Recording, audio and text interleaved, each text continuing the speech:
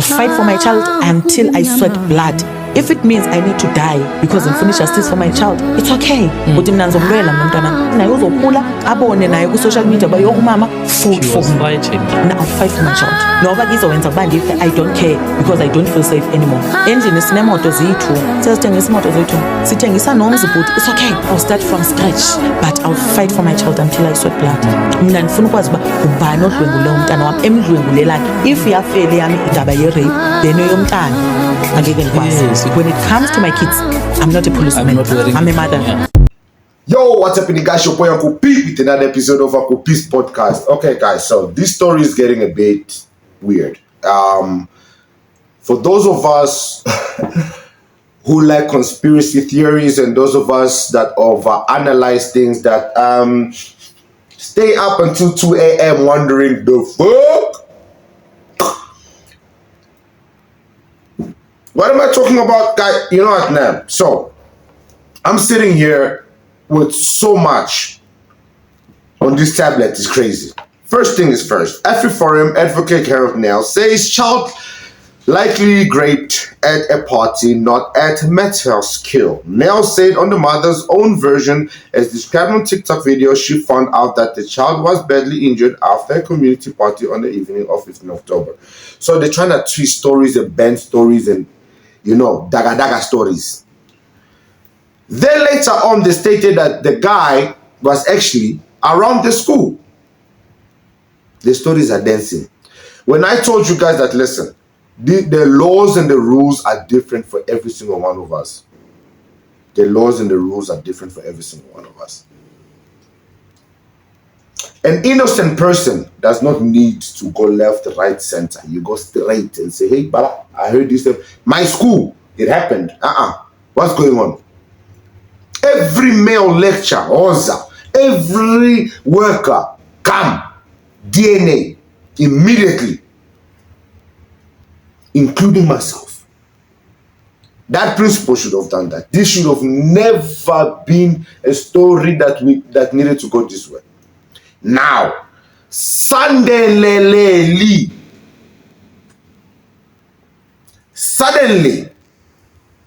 he gives his DNA. Everybody out there applauding. Oh, the principal gave his DNA. Finally, our voices have been heard. The principal gave his DNA.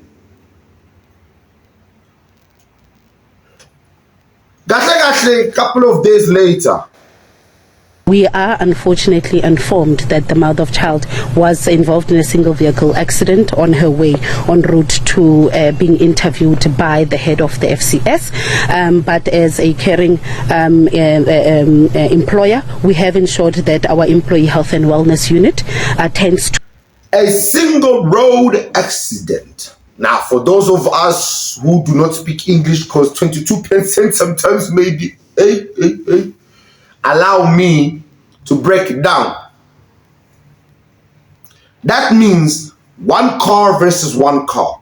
A specific car hit her car. She was targeted. She's being silenced.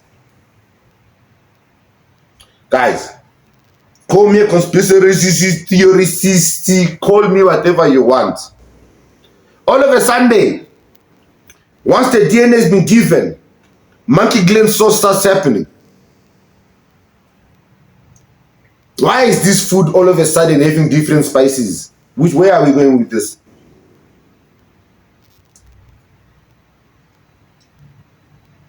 How much you wanna bet that DNA test doesn't even come clean? That it doesn't match? How do we not know that they're not gonna tamper with it? Let's continue to listen to her and the necessary medical care she received. So unfortunately, that particular engagement between the head of the FCS and the mother won't take place today, because we would like to afford her the necessary space to deal with the single vehicle accident, which is quite unfortunate. But of importance is that we've managed to get authority from the NPA to access the medical records of the child, seeing that according to the docket, there are various doctors that have examined the child. So the reports and of those particular doctors is very important in finalizing this case and giving us a direction. Guys, various doctors examined the child. Why? Guys, why are they dragging this? If this was a black man, guys, this man would have been in prison from day one. Why is it all of a Sunday, when the skin tone changes, the law is playing tap dancing, is tap dancing around? Why suddenly, when it is a different race, the law all of a sudden is remembered in a way that this man gets to wake up and sleep in his own house? Let me remind you that this, guys, this is not a today thing. It's not it's happening just now and then. A white judge, Paul Kennedy, he ran a child trafficking that involved black and colored children. Let's call a spade a spade. There was no white child there. And these are the charges. We are still looking for those children even now. And so when I say be careful of your children around white people, I mean it. They do crime and they get away with it. We are still looking for those children. They're nowhere to be found. Over 300 children that we will never hear anything about ever again. A whole judge can tell you a lot of stories. And those stories will keep you awake for days. Because when they do crime, it's massive. A white judge. A whole judge. Can you see? So it's not a small thing, guys. It's not something that is just happening. And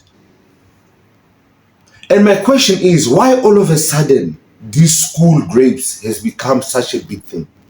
Why now? Guys, what's happening that so the vet has been approved. We all saw that. We were not distracted. Why suddenly?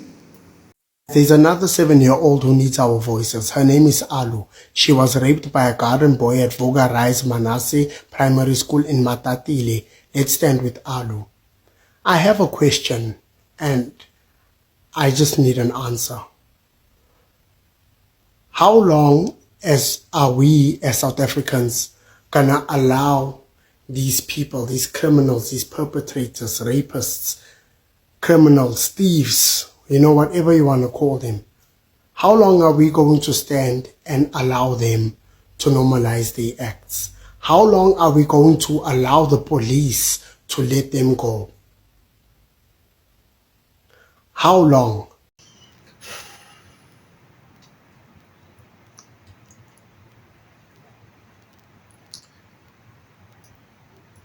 So at some stage, it's not about asking questions.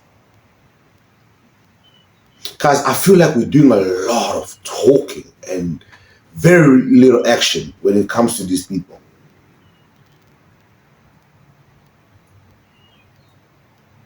From going to the USA and snitching and talking masipa, to proudly exposing their racism behaviors and ways. Now, clearly, daylight, graping, and the news is silenced. And then when Uncle P does a video about it, guess what?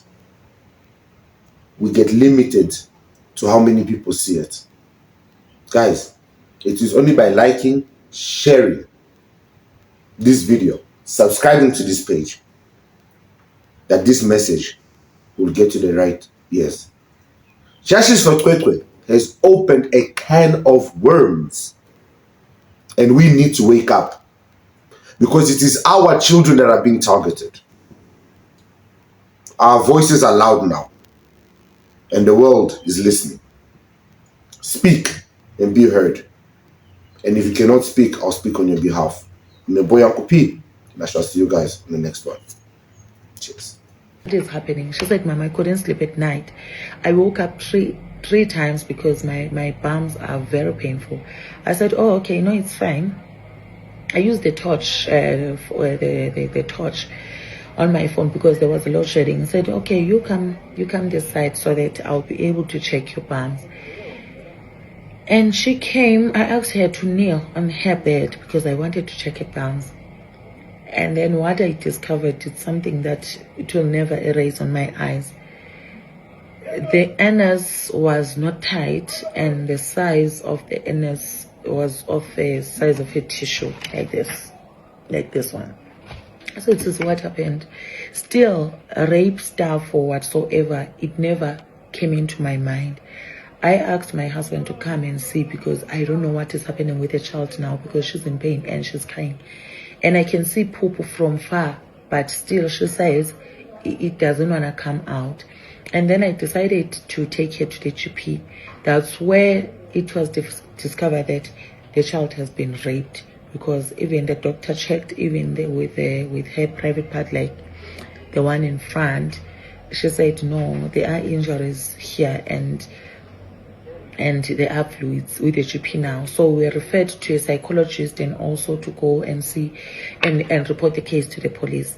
And then we went to the psychologist. Unfortunately, on the day, they said, no, we should book an appointment. So we had to drive straight to the police station. While I was driving to the police station, I was like, okay, let me just pass by the school so that I tell maybe the class teacher that my daughter is not fine and she's been raped. So now I went to the school, I rang the bell at the gate. At least the clerk came out. I don't know if the clerk or secretary, but the lady came out, and I told her that no, we are facing such an incident back at home. The child is here in the car. She cannot walk because she couldn't walk at the time. Now, so we went straight to the police to report the incident. We attended and we were escorted to Tuzela now, to the hospital. And the child was questioned by the social worker on what happened. And the day that we focused on, it was on a Tuesday, the 15th now, not the 14th, when she came back late from school. And when she was like telling everything that happened on the day. Until then, she was attended also by the doctor at Tutuzela, and then semen samples were collected from her. And then I asked the doctor about the